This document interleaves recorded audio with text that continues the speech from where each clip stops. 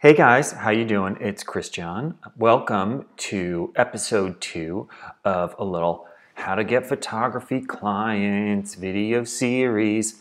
If you're a photographer and you want to get more clients, this is the series for you. Every video I go through a different way to get clients for your photography. So today we're going to talk about a method of getting clients which is counterintuitive and unexpected, and that is volunteering.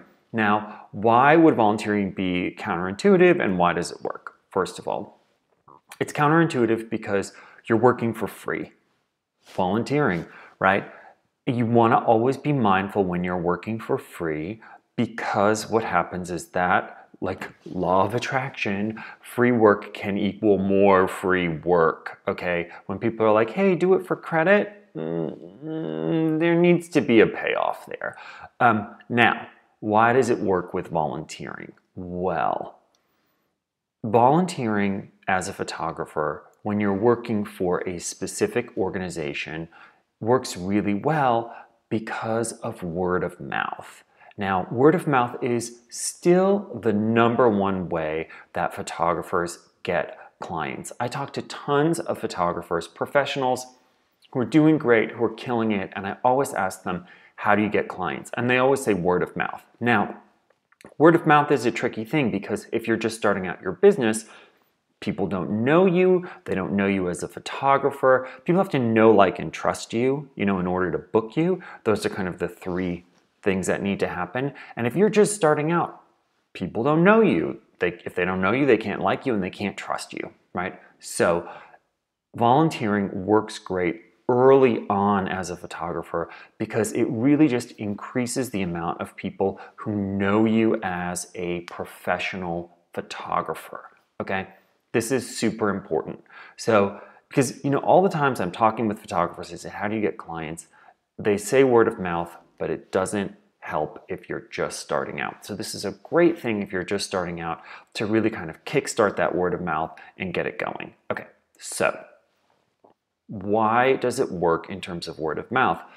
If you're working for an agency or an organization, you have to think like there are the clients that they serve, there are also the staff members, and then there are also the board members. There are kind of these 3 different groups. Now, sometimes the people that they serve will work really well and be very, they'll be a good fit there and they can start using you and recommending you and buying your, photography services. Sometimes not.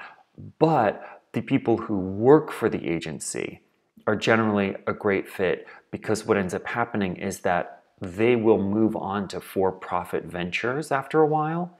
Not always, but sometimes, or other nonprofits. And they will start hiring you for jobs. That's happened to me before. I've had it where I've done projects, volunteer projects, where it's really put me into a certain group or a certain community of people and, have just had a ripple effect of clients from that. The trick is you want people to know you as the professional photographer. So this helps. The other thing is board members. So you're going to be interacting as a photographer for an organization a lot more with board members than you think you might. Well, not now because I just told you. But yeah, you're going to be interacting a lot with board members, and people who are on the board are usually business people. They're rich, they're doing well, they're very connected. They're kind of, when people are like, I want that high-end client, that's pretty much a board member. If you're a board member of a charity, they're not like, hey, you random person with no connections and no money, why don't you come sit on our board? Let's do that. It's not how it works. So you get access to people that you normally wouldn't, and you get connected with them. I've actually, had a situation where I was doing volunteer work for an agency, and a board member, was thinking about doing a project, and we ended up doing a project together, and it was $20,000. Just boom, totally unexpected. So this is how, I got that unexpected way that I made $20,000 was literally working for, I totally buried the lead here. The thing about a volunteer thing is that you get to work with an agency or an organization that you love. And you get to do something, it's not just about clients, it's also about doing good in your community and helping people. Like, I totally buried the lead. Sorry, I'm so focused on this that I'm like, I'm gonna make sure you know how to get clients.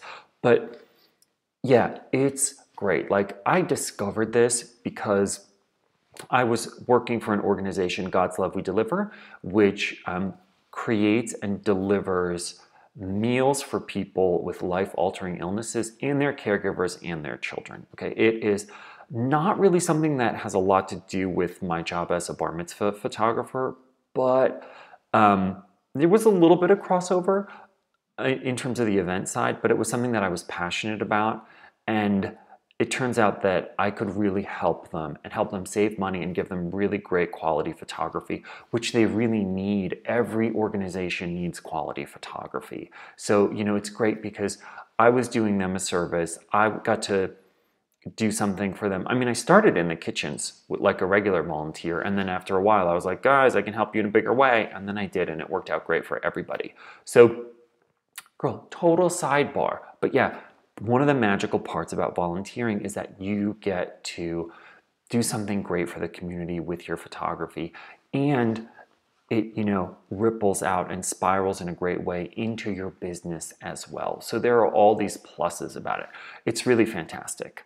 Okay, now to help you out, because you're like, okay, so volunteering is great.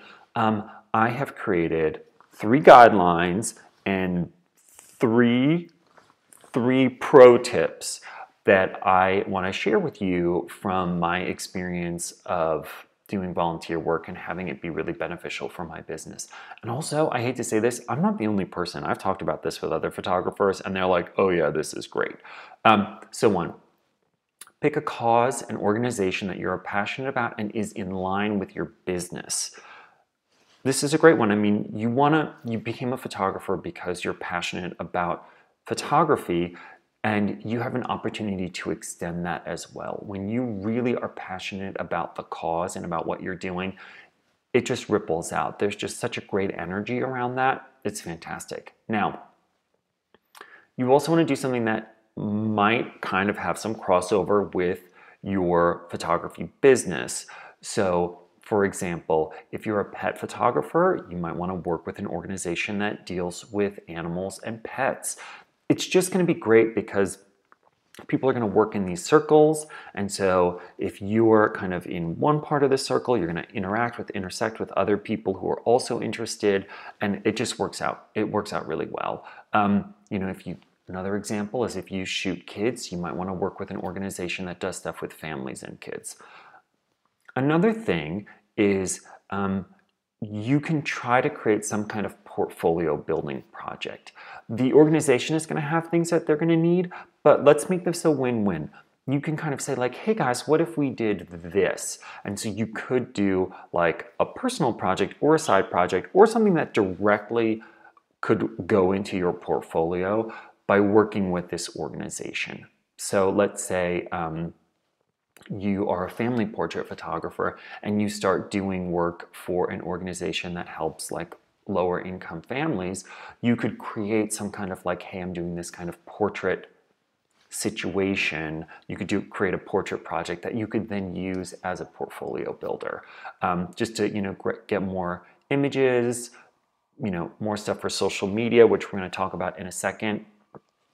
Now, another guideline here is keep it social in terms of your interactions. So the point of this is to grow your network, is to get more people to know, like, and trust you and think of you as the photographer. That means you want to make sure that what you're doing isn't like, hey, we have this project where you need to sit in a conference room for 4 hours and take pictures of like inanimate objects and no one's going to interact with you.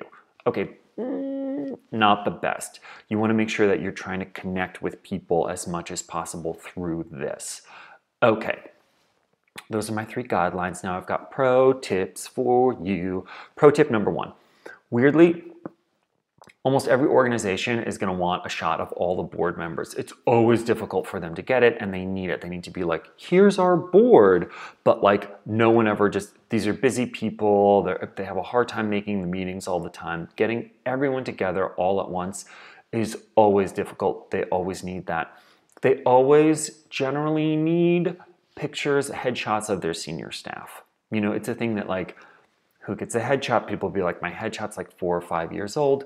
So just be warned, heads up, be ready to take good headshots. That means like do a little practice, get the gear together, know what you're doing, because the organization is gonna at some point be like, oh, you know what, I could really use a headshot. Do you do headshots? Here's the magical thing.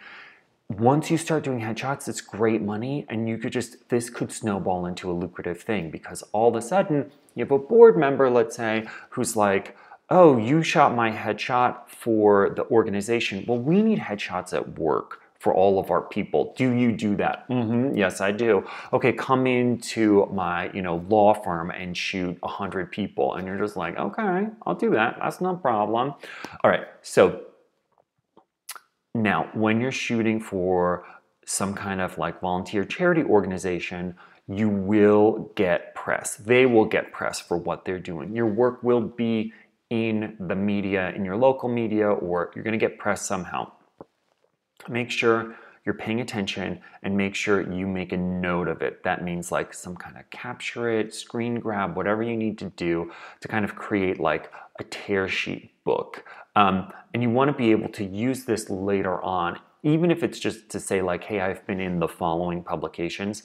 When you're talking to or presenting yourself to potential customers, potential clients, you want to leverage that social proof. It's a great shorthand. You'll see like on my sites, I talk about all the publications that I've been in. They weren't the highest paying, but people are like, oh, I know, Vogue, I know New York Magazine, I know, blah, blah, blah.